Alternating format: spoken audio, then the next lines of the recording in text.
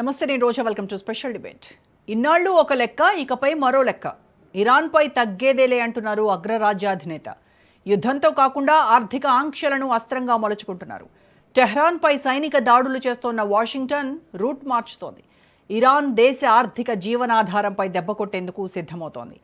అంతర్జాతీయ సమాజంలో టెహ్రాన్ను ఏకాకిని చేయడమే లక్ష్యంగా కొత్త ఎత్తుగడతో ముందుకెళ్తోంది ట్రంప్ ప్రభుత్వం.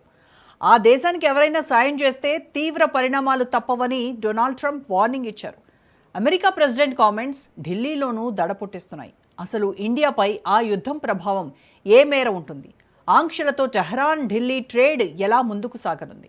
రానున్న రోజుల్లో పరిణామాలు ఎలా ఉండే అవకాశం ఉంది? ట్రంప్ ఆంక్షలపై ఇవాల్టి స్పెషల్ డిబేట్. ఇరాన్పై ఆర్థిక యుద్ధం ప్రకటిస్తున్న ఆ దేశాన్ని ఒంటరి చేయడమే మా లక్ష్యం. ఇప్పటికే టెహ్రాన్ నౌకాదళం నాశనమైంది, వాయుసేన ధ్వంసమైంది, ఆర్మీ ఫ్యాక్టరీలు శిథిలమయ్యాయి, కరెన్సీ విలువ దారుణంగా పడిపోయింది.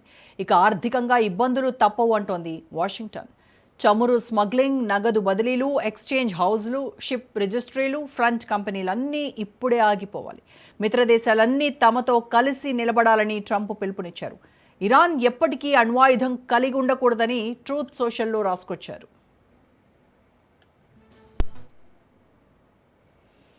టెహ్రాన్కు ఢిల్లీ కీలకమైన వాణిజ్య భాగస్వామిగా ఉంది. ఇరాన్తో మనది మిగులు వాణిజ్యం. పశ్చిమాసియా ఉద్రిక్తతల కారణంగా కొద్ది రోజులుగా వ్యాపార లావాదేవీలు తగ్గాయి. తాజాగా ట్రంప్ వార్నింగ్తో భారత ఎగుమతిదారులకు ఇబ్బంది తప్పకపోవచ్చు. 2025-26 ఆర్థిక సంవత్సరంలో ఇరాన్కు ఇండియా నుంచి $1.25 బిలియన్ విలువైన ఎగుమతులు వెళ్లాయి. ఇదే సమయంలో $370 మిలియన్ విలువైన ఉత్పత్తులను మనం టెహ్రాన్ నుంచి దిగుమతి చేసుకున్నాం. ఇరు దేశాల మధ్య ఉన్నది కేవలం చమురు బంధం మాత్రమే కాదు. భారత్ నుంచి బాస్మతి బియ్యం, తేయాకు, చక్కెర, ఔషధాలు, మసాలాలు, ఆహార సంబంధిత పదార్థాలు ఇరాన్ మార్కెట్కు ఎగుమతవుతూ ఉంటాయి. టెహ్రాన్ నుంచి పిస్తా, ఖర్జూరాలు, యాపిల్స్, కివీ పండ్లను ఢిల్లీ దిగుమతి చేసుకుంటోంది. ఒకవేళ ట్రంప్ ఆర్థిక చర్యలు చేపడితే గనక ఫార్మా, వ్యవసాయ ఉత్పత్తుల ఎగుమతిదారులపై ప్రభావం పడేటువంటి అవకాశం ఉంది. దీనికి సంబంధించి పూర్తి విశ్లేషణ అందించడానికి మనతో జాయిన్ అవుతున్నారు సీనియర్ జర్నలిస్ట్, సీనియర్ విశ్లేషకులు డాక్టర్ అందే సత్యం గారు. సత్యం గారు నమస్కారం సార్. నమస్తే రోజా. సత్యం గారు, అమెరికా సెకండరీ శాంక్షన్స్కి విధిస్తున్నటువంటి భయంతో మన ఇండియన్ బ్యాంక్స్ ఇరాన్ డీల్స్కి లెటర్ ఆఫ్ క్రెడిట్స్ ఇవ్వడం ఆపేస్తే గనక అక్కడ ఆల్రెడీ చిక్కుకుపోయినటువంటి మన ఎగుమతిదారుల డబ్బు పరిస్థితి ఏంటంటారు? ఏ రకంగా ఉండబోతోంది? అసలు ఎక్కడో యుద్ధం జరుగుతూ ఎక్కడో ఎవరికో ఏదో అవుతుంటే ఆ ప్రభావం మన మీద పడడం ఏంటి? ఇది ఎన్ని రోజుల వరకు ఉంటుంది? దీనికి ఎండ్ కార్డ్ ఎక్కడ ఉంటుంది అంటారు సార్? వాస్తవానికి ఇరాన్ చాలా చిన్న ఆర్థిక వ్యవస్థ. ఇప్పుడైతే $0.4 ట్రిలియన్ అంటే $400 బిలియన్ ఎకానమీ. చాలా చిన్న ఎకానమీ. తర్వాత మనకు 1920కి ముందు, అంటే ఇరాన్ మీద శాంక్షన్స్ పెట్టకముందు, ఇరాన్ మీద శాంక్షన్స్ పెట్టి మనం దిగుమతులు చేసుకోకుండా ఆపేసినాం. దాంతో మనకు ఇరాన్కు మధ్య ఉన్నటువంటి ట్రేడు ఇంకా స్మాల్ అయిపోయింది. 19కి ముందు అయితే మన దిగుమతులు $17 బిలియన్ ఉండేది. ఇది ఆయిల్ దిగుమతులే ప్రధానంగా ఉండేది. మన ఎగుమతులు అప్పుడు ఇప్పుడు కూడా అంతా కూడా $1.25 బిలియన్ మాత్రమే. మన ఎగుమతులు $1.2 బిలియన్ అయితే దిగుమతులు $0.4 బిలియన్ మాత్రమే ఉండేవి. ఇప్పుడున్నాయి. అప్పుడు $17 బిలియన్ ఉండేది. అది ఆయిల్ దిగుమతుల యొక్క బిల్లు. అది బంద్ చేసినాక ఇప్పుడున్నటువంటి ట్రేడ్ వెరీ స్మాల్ ట్రేడ్. దీంట్లో మనం ఎగుమతులు చేసే దాంట్లో ప్రధానంగా బాస్మతి రైస్ ఎక్కువ ఉన్నాయి. పంజాబ్లో ఒక 2 లక్షల మంది బాస్మతి రైస్ పండిస్తాడు. ఆ పండించిన దాంట్లో ప్రధానంగా గల్ఫ్ దేశాలంటే కూడా ఎగుమతి అవుతుంటాయి. తర్వాత యూరప్ కూడా ఎగుమతి అవుతుంటాయి. అంతా కలిసి పండించేటువంటి రైతులు 2 లక్షల మంది ఏది బాస్మతి పండించే రైతులు. కాబట్టి అందులో ఇరాన్కు పోయేవి కొంత భాగం మాత్రమే. అందుకని మన ఎగుమతులు లేదా మన దిగుమతుల మీద ఇప్పుడు శాంక్షన్స్ పెడితే అమెరికా దానివల్ల పెద్ద మార్పులు ఇండియా మీద పెద్ద ప్రభావం చూపెట్టవు. ఎందుకంటే గతంలోనే ఆ శాంక్షన్ పెట్టినప్పుడు మన ఆయిల్ దిగుమతులు బంద్ చేసుకున్నాం. అమెరికా వాడు మన ఇరాన్ దిగుమతులు చేసుకోవడానికి వీలు లేదంటే. కాబట్టి అప్పుడు $17 బిలియన్ దిగుమతులు అనేది ఇప్పుడు $0.4 బిలియన్ మాత్రమే. కాబట్టి పెద్దగా దిగుమతుల మీద small effect on basmati rice farmers. వాళ్ళకు ప్రపంచవ్యాప్తంగా మార్కెట్ ఉంది. ఆ మాత్రం షిఫ్ట్ చేయగలిగినటువంటి శక్తి ఉంది. గతంలో all India rice mill traders association అయితే అమెరికానే ఈ ఈ ట్రంప్ ఈ టారిఫ్స్ పెట్టినప్పుడు మన బియ్యం మీద కేవలం మన బియ్యం 2% మాత్రమే అమెరికాకి ఎగుమతి చేస్తారని చెప్పాడు. కాబట్టి 2% మాత్రం ఎగుమతి చేస్తే ఆ 2% మీద టారిఫ్లు వేస్తే పెద్ద ప్రభావం ఉండదని చెప్పేసి ఆనాడు అనుకున్నాం. Rice Miller traders all India association కూడా ప్రకటన చేసింది. కాబట్టి బాస్మతి రైస్ పండించే వాళ్ళు తక్కువ, ఎక్స్పోర్ట్ చేసేవాళ్ళు మరింత తక్కువ మంది. అందుకని ఇప్పుడు అమెరికా ఇరాన్ మీద శాంక్షన్స్ పెడితే మనకు ఇరాన్కు మధ్య ఉండేటువంటి ట్రేడ్ వెరీ స్మాల్ ట్రేడ్ కాబట్టి స్మాల్ ఎఫెక్ట్ ఉంటుంది. మనం దిగుమతి చేసుకున్నటువంటివి కూడా అన్ని గల్ఫ్ దేశాలకు ఎట్లయితే బాస్మతి ఎగుమతి చేస్తున్నామో ఇరాన్కి కూడా అంతే కొంత ఎగుమతి చేస్తున్నాం. దిగుమతులు కూడా మనం డ్రై ఫ్రూట్స్ ఎక్కువ దిగుమతి చేసుకుంటున్నాం, మిగతా గల్ఫ్ దేశాల నుంచి కూడా దిగుమతి చేసుకుంటున్నాం. కాబట్టి మన మీద పెద్ద ప్రభావం ఉండదు. అంటే కాకపోతే ఇన్ ఇరాన్ కేస్ అక్కడ మార్కెట్ కనుక క్లోజ్ అయితే ఇక్కడ రైతులు కావచ్చు, వ్యాపారులు కావచ్చు, రేట్లంతా పడిపోయి వాళ్ళు నానా ఇబ్బందులు పడాల్సి వస్తుంది. ఎందుకంటే మోస్ట్ ఆఫ్ ద ఎక్స్పోర్ట్స్లో $1.25 బిలియన్ ఉన్నవి ఈ బాస్మతి కావచ్చు, టీ కావచ్చు, ఫార్మర్ కావచ్చు, మెడిసిన్స్ ఇవన్నీ చెప్తున్నారు కదా సార్. ఇప్పుడు మీకు వెరీ స్మాల్ ట్రేడ్ అని ఎందుకనంటే అమెరికాకు మన ఎగుమతులు $86 బిలియన్, ఇరాన్కు 1.2 బిలియన్. అట్లాగే చైనాకు మనం $100 బిలియన్ ఎగుమతి చేస్తున్నాం. సరే అది $20 బిలియన్ ఎగుమతి చేసుకుంటున్నాం. దిగుమతి $100 బిలియన్. కాబట్టి China Bharat trade $130 billion, America మనకు కూడా అంతే $135 బిలియన్. ఇరాన్ మనకున్నది $2 బిలియన్ మాత్రమే, వెరీ స్మాల్. ఎందుకనంటే అది కారణం. కాబట్టి ఇవాళ మన ఎగుమతులు ఏ రూపంలో చూసినా తక్కువే, ఇరాన్కు వ్యవసాయ ఉత్పత్తులు కూడా తక్కువే, ఆ బాస్మతి రైస్ మాత్రమే. కాబట్టి భారతదేశం కొంపలు మునిగేటువంటి పరిస్థితి ఏం రాదు ఇరాన్ మీద శాంక్షన్స్ పెడితే. అట్లాగే లెటర్ ఆఫ్ క్రెడిట్ ఇష్యూ చేయరు అనుకుంటే అది కూడా కొంత భాగమే. ఎందుకంటే ఇరాన్ ఉన్నదే $4 బిలియన్ వాల్యూమ్ ఆఫ్ ట్రేడ్ అనుకుంటే, అది ఎగుమతులు అనుకుంటే అందులో చాలా తక్కువ ఈ సర్వీస్ సెక్టార్, 58% సర్వీస్ సెక్టార్ ఉంది. అందులో $2 ట్రిలియన్ ట్రేడ్లో ఇది ఇంకా తక్కువ. కాబట్టి పెద్ద ప్రభావం అయ్యేటువంటి అవకాశం లేదు, ఏదో స్మాల్ ఎఫెక్ట్ ఉంటుంది. కానీ ఇరాన్ని దిగ్బంధనం చేయడానికి ఈ ప్రయత్నం అంతా చేస్తుండు. ఎందుకు చేస్తుండే ఎట్లా అంటే, నిన్న సర్వే ప్రకారం ట్రంప్ యొక్క రేటింగ్ బాగా పడిపోయింది, 64 నుంచి 33% పడిపోయింది. రేపు రానున్నటువంటి అక్టోబర్ ఎలక్షన్స్లో, రేపు అక్టోబర్లో మధ్యంతర ఎన్నికలు జరగబోతున్నాయి 5 రాష్ట్రాల్లో. దాంట్లో చాలా అధ్వానంగా ఉంది పరిస్థితి ట్రంప్ది, రిపబ్లిక్లది. తర్వాత ఈ యుద్ధాన్ని 58% అంగీకరించట్లేదు అమెరికన్లు. తర్వాత దరిదాపు 90% మంది డెమోక్రట్స్ కూడా ఈ యుద్ధాన్ని వ్యతిరేకిస్తారు ప్రజలు అన్నటువంటి ఈ సర్వేలన్నీ వచ్చిన తర్వాత వాటిని రివర్స్ చేయడానికి ట్రంప్ ఇరాన్ మీద గెలిచిన అనిపించుకోవటానికి ఈ ప్రయత్నం చేస్తున్నట్టుగా అనిపిస్తుంది మనకు. ఓకే సార్, గతంలో కూడా మనం చూసాం డాలర్ కాకుండా రూపీ, రియాద్, ఈ రియల్ విధానంలో కావచ్చు, లేకపోతే బార్టర్ సిస్టంలో కావచ్చు బిజినెస్ చేసాం. అంటే ఇప్పుడున్నటువంటి కఠిన పరిస్థితిలో మళ్ళీ అదేమన్నా సాధ్యం అవుతుందంటారు? ఇప్పుడు డాలర్లు సప్లై బంద్ చేయటం కాదు, తర్వాత డాలర్లో ట్రేడ్ లేకపోతే తగ్గుద్దని కాదు. ఫిజికల్ ఎక్స్పోర్ట్స్, ఫిజికల్ ఇంపోర్ట్సే తక్కువ వాల్యూమ్ ఉంది. కాబట్టి వాటిని డాలర్లు ఎక్స్చేంజ్ చేసుకోవడానికి చాలా తక్కువ అవసరం. మన ఎగుమతులు $1.2 బిలియన్ అని మనకున్నాయి, $700 బిలియన్ ఇవాళ ఫారెన్ రిజర్వ్స్. కాబట్టి మనం ఖర్చు పెట్టడానికి మనకు వచ్చేదైనా తక్కువే. కాబట్టి మనకున్న $700 బిలియన్ ఫారెన్ ఎక్స్చేంజ్లో ఇరాన్ నుంచి వచ్చేది 1.2 ఇది మనం ఎగుమతి చేస్తే వచ్చేది. కాబట్టి వెరీ స్మాల్ దాంట్లో కూడా. కాబట్టి వాళ్ళ డాలర్ల క్వశ్చన్ కాదు, ఫిజికల్ ఇంపోర్ట్స్, ఎక్స్పోర్ట్స్ అనేటువంటివి మనం ఎప్పుడో 2019 అమెరికా ఒత్తిడి మేరకు మనం ఆయిల్ దిగుమతి ఇంపోర్ట్స్ షిఫ్ట్ అయ్యాం from Iran to other nations. కాబట్టి ఇప్పుడు మనకు పెద్ద దెబ్బ కాదు, కానీ ఇరాన్ దెబ్బ కొట్టడానికి ఈ విధమైనటువంటి ప్రయత్నం చేస్తుండే. ఫిజికల్ అటాక్ చేశాడు, ఇప్పటివరకు తన దగ్గర ఉన్నటువంటి అన్ని ప్రయోగించాడు. ఇప్పుడు ఆర్థిక దిగ్బంధనానికి ప్రయత్నం చేస్తూ ఉన్నాడు. నేను అనుకోవటం ఇరాన్ మీద ఆర్థిక దిగ్బంధనం చేసినా, దాడులు చేసినా ఇరాన్ దగ్గర ఉన్న ఇసుక దెబ్బలే ఉన్నటువంటిది IRGC. ఆఫ్ఘనిస్తాన్లో తాలిబాన్ల మీద ఏం ఆర్థిక వ్యవస్థ మీద ఏం దెబ్బ కొట్టిండి ఏమీ లేదు.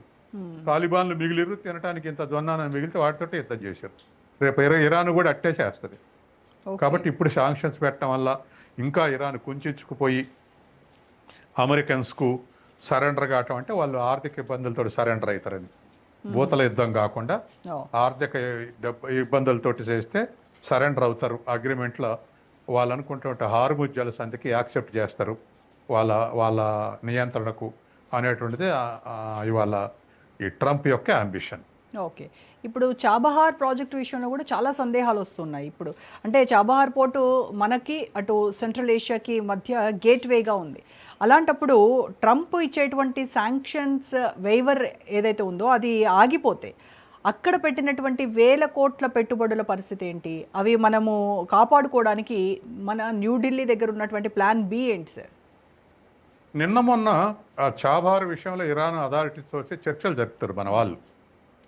చర్చలు ఏమిటంటే తాత్కాలికంగా మీరు హ్యాండ్ ఓవర్ చేసుకోండి, ఏది ఇరాన్ని హ్యాండ్ ఓవర్ చేసుకోండి. టర్మ్స్ అండ్ కండిషన్స్ నార్మల్ సిచ్యువేషన్కి వచ్చినాక చాబహార్కి ఏవైతే నార్మల్ కండిషన్స్ వర్తిస్తాయో అవి మళ్ళీ అప్పుడు వర్తిస్తాయి, నార్మల్కి వచ్చినాక వర్తిస్తాయి. ఇప్పటికైతే మీరు హ్యాండ్ ఓవర్ చేసుకోండి అని చెప్పేసి ఇప్పుడు చర్చలు నడుస్తున్నాయి ఇండియాకు ఇరాన్కు. అలా స్వాధీనం చేసుకుంటే ఇప్పుడు ఇక భారతదేశమే ఆస్తులు భారతదేశ కన్స్ట్రక్టెడ్ చాబహార్ మీద దాడి చేసినట్టు కాదు, అది ఇక ఇరాన్ మీద దాడి చేసినట్టు కిందకే వస్తుంది. కాబట్టి తర్వాత నార్మల్ వచ్చినాక మనం ఏవైతే టర్మ్స్ అండ్ కండిషన్స్ అనుకున్నావో అవి అప్లై అవుతాయి. ప్రస్తుతానికి మీరు హ్యాండ్ ఓవర్ చేసుకోండి అని అడుగుతున్నాం మనం. మనం దాన్ని ఎందుకు డెవలప్ చేసిందంటే ఇరాన్ కోసమే డెవలప్ చేయలే.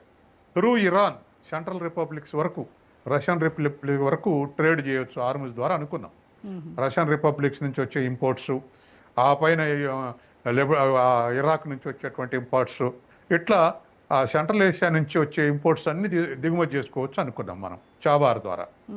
కానీ ఇప్పుడు ఆ పరిస్థితి లేదు కాబట్టి తాత్కాలికంగా హ్యాండ్ ఓవర్ చేసుకోండి అని చెప్పేసి మన వాళ్ళు అడుగుతున్నారు. ఇంకేం కన్క్లూజన్కి రాలే, నిన్న మొన్న ఆ చర్చలు జరుగుతున్నాయి. ఇప్పుడు మరి ఇరాన్ నుంచి మనము ఇక్కడికి ఇంపోర్ట్ చేసుకునేటువంటివి ఏవైతే ఉన్నాయో డ్రై ఫ్రూట్స్ కావచ్చు, తర్వాత ఖర్జూరాలు, యాపిల్స్ ఇలాంటివన్నీ ఆగిపోతాయి కదా. ఈ ఇంపోర్ట్స్ అన్నీ ఆగిపోతే మన మార్కెట్లో వాటి రేటు మళ్ళీ ఏమైనా చాలా హైకి వెళ్ళేటువంటి ఛాన్స్ ఉందా? ఇరాన్ నుంచి ఆగిపోయిన చుట్టూ గల్ఫ్ దేశాల నుంచి కూడా మనం ఇంపోర్ట్ చేసుకుంటున్నాం. ఓకే, 19 నుంచి ఆ జాగ్రత్త పడ్డాం. 19 నుంచి జాగ్రత్త కాదు, మన అవసరం కొద్దీ ఇతర గల్ఫ్ దేశాల నుంచి కూడా ఇంపోర్ట్ చేసుకుంటున్నాం. Iran is one of the nation, they are exporting the dry fruits. కాబట్టి ఒక్క సోల్ ఇరాన్ మీదనే ఆధారపడలేము మనం. ఇతర గల్ఫ్ దేశాల నుంచి కూడా మనకు అవి ఇంపోర్ట్ అవుతున్నాయి. కాకపోతే కొంత టైం అడ్జస్ట్మెంట్ అంతవరకు కొంత రేట్లలో మార్పు రావచ్చు. ఓకే, సో పెద్ద ఎఫెక్ట్ ఏమి ఉండదు, మనం భయపడేంత ఎఫెక్ట్ ఏమి ఉండకపోవచ్చు అంటారు. ఉండదు.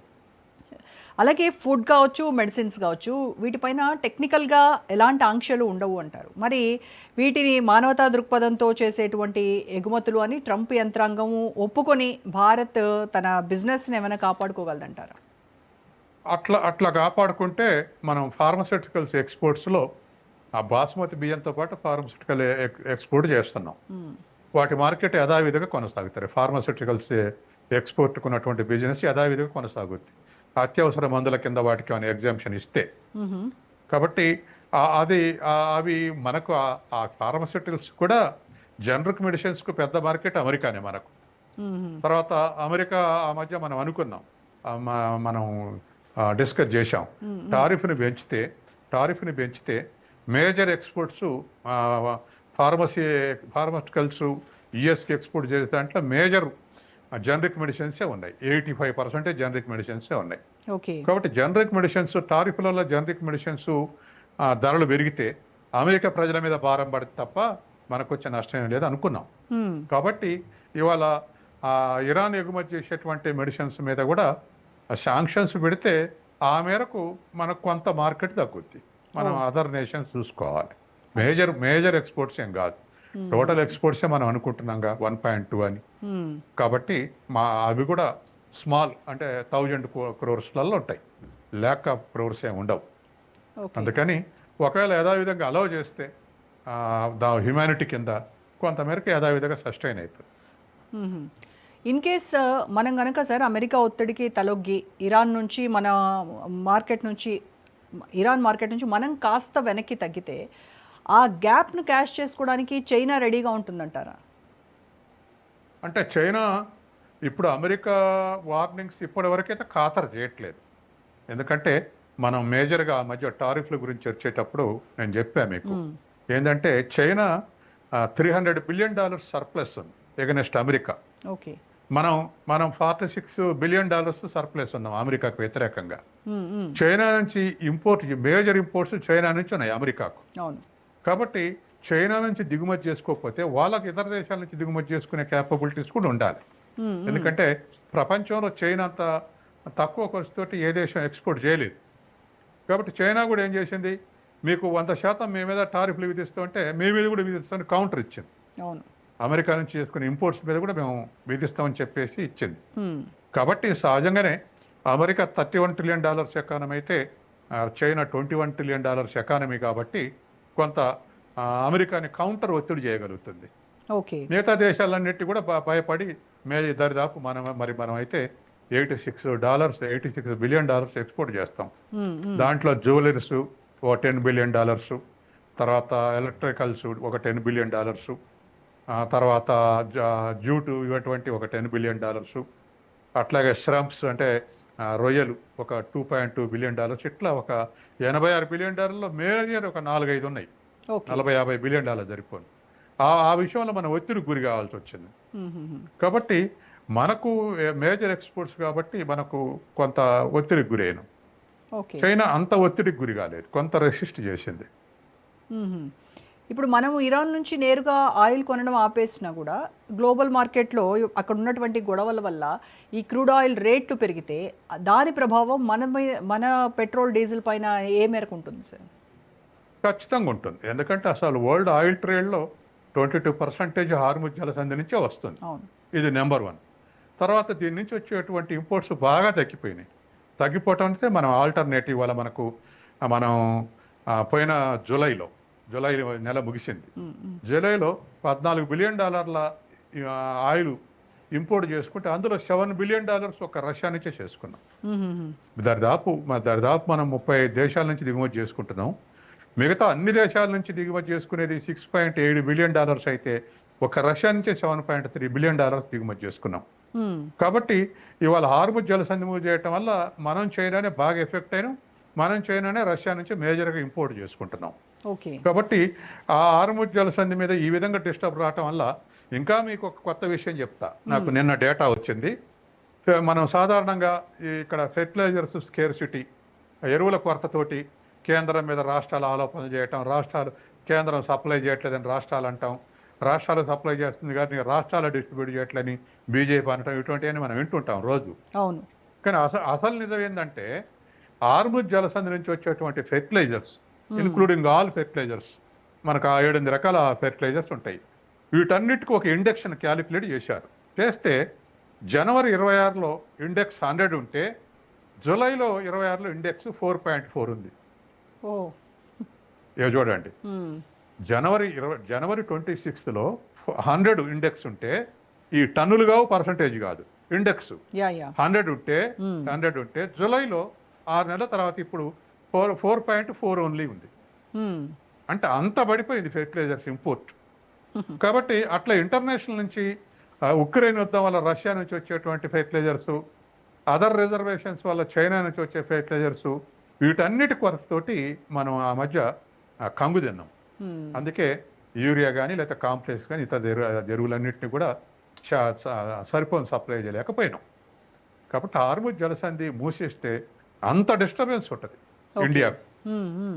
అందుకని దాన్ని రివైవ్ చేయడానికి మరి ప్రయత్నం చేస్తుర్రు. అమెరికా మా చేతుల్లో ఏమంటుంది అంటున్నావు, నువ్వు ప్రకటించిన మాత్రాన ఒక నౌకని అల్లబెట్టిన తర్వాత నీ చేతులు ఉండదు, మా చేతుల్లో ఉంటుందని ఇరాన్ కౌంటర్ ఇస్తుంది. ఏదైనా ఇట్లా డిస్టర్బెన్స్ కావటం వల్ల ఈస్ట్ ఏషియన్ కంట్రీస్ అన్ని ఇబ్బందులు పడుతున్నాయి బాగా. ఇప్పుడు హార్మోజ్ జలసంధిలో గొడవల వల్ల అటు కంటైనర్ రవాణా ఛార్జీలు కావచ్చు, ఇన్సూరెన్స్లు కావచ్చు, ఇవన్నీ కూడా విపరీతంగా రేట్లు పెరిగిపోయినాయి. అంటే ఈ ఎఫెక్ట్ అనేది కేవలం ఇరాన్కే కాకుండా మొత్తము గల్ఫ్ దేశాల్లో జరిగేటువంటి మన వాణిజ్యానికి కూడా దెబ్బ ఉంటుంది కదా సార్? అందుకే కదా గల్ఫ్ వాళ్ళు ఆల్టర్నేటివ్ పైప్ లైన్లు వేసుకుంటారు, నిర్ణయాలు ఆలోచనలు చేస్తున్నారు. ఓ. సౌదీ అరేబియా ఉత్తరాన గల్ఫ్ ఉంటే దక్షిణాన రెడ్ సీ ఉంటుంది. గల్ఫ్ దేశానికి ఇప్పుడు మనకు మన దేశానికి తూర్పున బంగాళాఖాతం, పశ్చిమన అరేబియా సముద్రం ఉన్నట్టుగా మ్మ్. అక్కడ కూడా సౌదీ అరేబియాకు ఉత్తరాన గల్ఫ్, దక్షిణాన రెడ్ సీ ఉంటుంది. మ్మ్. కాబట్టి త్రూ దట్ నేషన్ అంటే సౌదీ అరేబియా ద్వారా పైప్ లైన్లు వేసుకొని రెడ్ సీ ద్వారా ఎక్స్పోర్ట్ చేయాలని ఈ మధ్య గల్ఫ్ దేశాలన్నీ పెట్టుబడులు పెట్టి పైప్ లైన్లు వేసుకోవాలని చర్చలు జరుపుతున్నాయి. మ్మ్. ఎన్నాళ్ళున్న ఈ హర్ముజ్ జలసంధి ఎట్లనే డిస్టర్బెన్స్ ఉంటుంది. కాబట్టి ఒక ఇరానేగా తన మిత్ర బృందాలు కూడా ఉన్నాయి కదా, ఇది హిజ్బుల్లాసు, హౌతీలు, వీళ్ళని దాడులు కొనసాగుతున్నాయని చెప్పేసి ఆ వైపు దృష్టి మళ్లిస్తున్నారు రెడ్ సీ ద్వారా. కాకపోతే ఎక్స్పోర్ట్ కాస్ట్ ఎక్కువ అవుతుంది. అవును. అయినప్పటికీ ఎక్స్పోర్ట్ కాస్ట్ ఎక్కువ అవుతుంది. అయినా పైప్ లైన్లు వేసుకొని త్రూ సౌదీ అరేబియా ఎక్స్పోర్ట్ చేసిన దేశాల్లో నిల్వలు ఏర్పాటు చేసుకోవాలని చూస్తున్నాయి. అంటే చైనా, భారతదేశం ఇటువంటి దగ్గర ఇక్కడొచ్చి నిల్వలు చేసుకోవాలని. ఓకే. ఇప్పటివరకు మన దేశం నిల్వలు ఇంపోర్ట్ చేసుకున్న నిల్వలు చేసుకుంటుంది మన దేశం. దరిదాపు 60-70 రోజులు సరిపోయి నిల్వలు ఉన్నాయి మన దగ్గర. ఆ మేరకు చైనాకైతే ఒక 150 రోజులు సరిపోని నిల్వలు ఉన్నాయి. ఆ క్యాపబిలిటీస్ మనం ధాన్యాన్ని నిల్వ చేసుకున్నట్టుగా ఎఫ్సిఐ గోడౌన్లో, వేర్ హౌసింగ్ గోడౌన్లో నిల్వ చేసుకున్నట్టు పెట్రోల్ కూడా మన దేశం నిల్వ చేసుకుంటుంది. ఇప్పుడు వాళ్ళు ఎవరికైతే ఎక్స్పోర్ట్ చేస్తే ఆ దేశాలు ఈ ఫెసిలిటీస్ కల్పించుకొని నిల్వ చేసుకోవాలని ప్లాన్ చేస్తున్నాయి. ఒక షాక్ అబ్జర్వ్ లాగా ఉపయోగపడతాయని. యా. ఇంకొకటి సార్, ఇప్పుడు ఈ పశ్చిమాసియా ఉద్రిక్తతల వల్ల గ్లోబల్ మార్కెట్లో డాలర్ బలపడి మన రూపాయి చాలా అంటే తీవ్రంగా పడిపోయేటువంటి ప్రమాదం ఉందంటారా? ఒకవేళ అదే జరిగితే మన మొత్తం దిగుమతుల భారం ఏ మేరకు ఉంటుంది? అంటే అట్లా పడిపోద్దని ఈ మధ్య FCNR, foreign currency non residentials అని ఒక ప్రోగ్రాం పెట్టి ఇతర దేశాల నుంచి ఎవరెవరైతే డిపాజిట్లు చేస్తారో అన్ని కూడా సమీకరించండి అని చెప్పేసి అన్ని బ్యాంకులకు ఆదేశం ఇచ్చింది. ఓకే.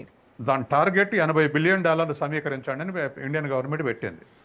ఇప్పటికి $52 బిలియన్ సమీకరించినాక కూడా రూపాయి విలువ పెరగట్లేదు.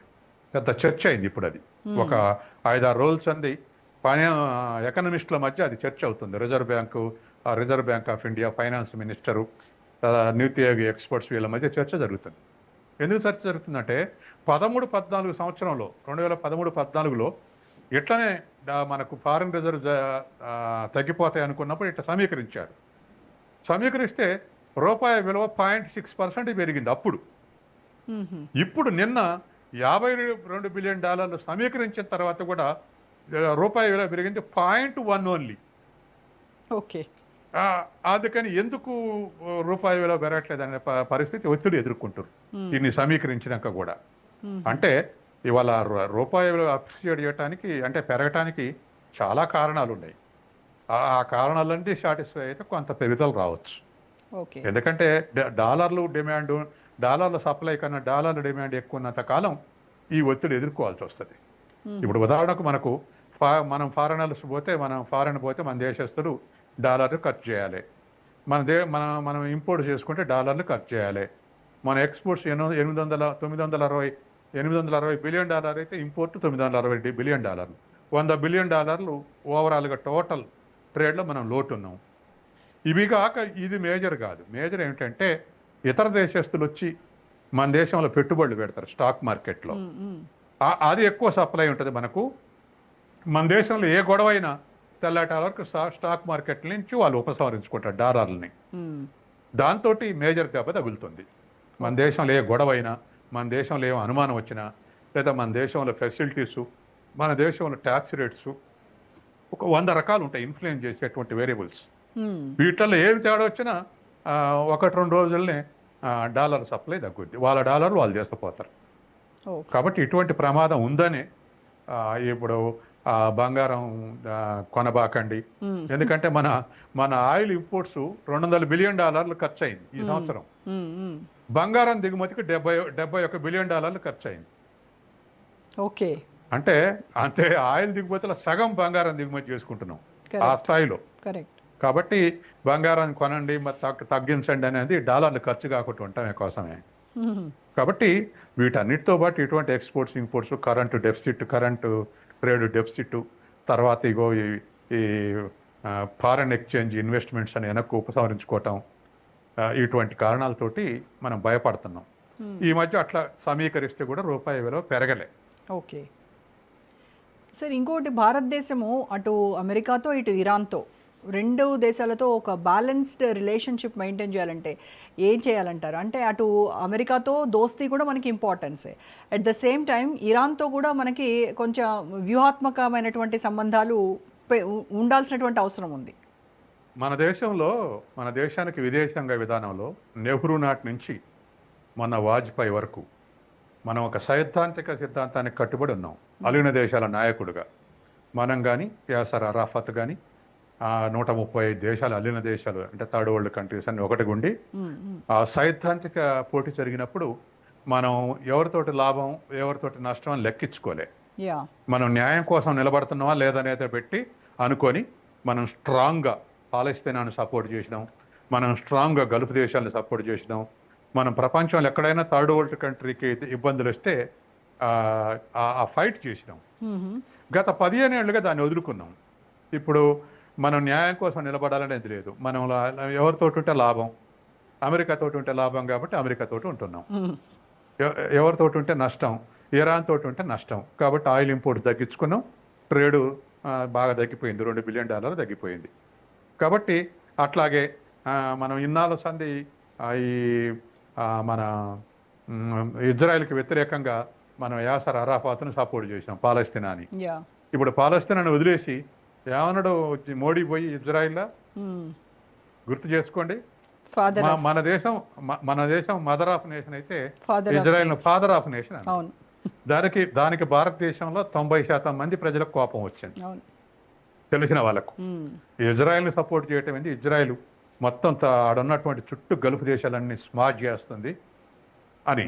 కానీ ఇంకొక ఆస్పెక్ట్లో మా ఫాదర్ ఆఫ్ నేషన్స్ దాంతో రక్షణ ఒప్పందాలు, తర్వాత యాంటీ ముస్లిం కంట్రీ, ఇటువంటి ఇతర యాంగిల్స్లో ఇజ్రాయెల్ పైకెత్తితే ఇజ్రాయెల్ శృతిమించిన దాడులు చేస్తుంది. ఓకే, కాబట్టి ఇప్పుడు మనం మీరు ఒక ప్రశ్న అడిగారు, అమెరికా తోటి ఇరాన్ తోటి బ్యాలెన్స్ ఎట్లా అంటే, ఇరాన్ తోటి బ్యాలెన్స్ అవసరం లేదు మన వాళ్ళకు, అమెరికా తోటి బ్యాలెన్స్ చేసుకుంటారు.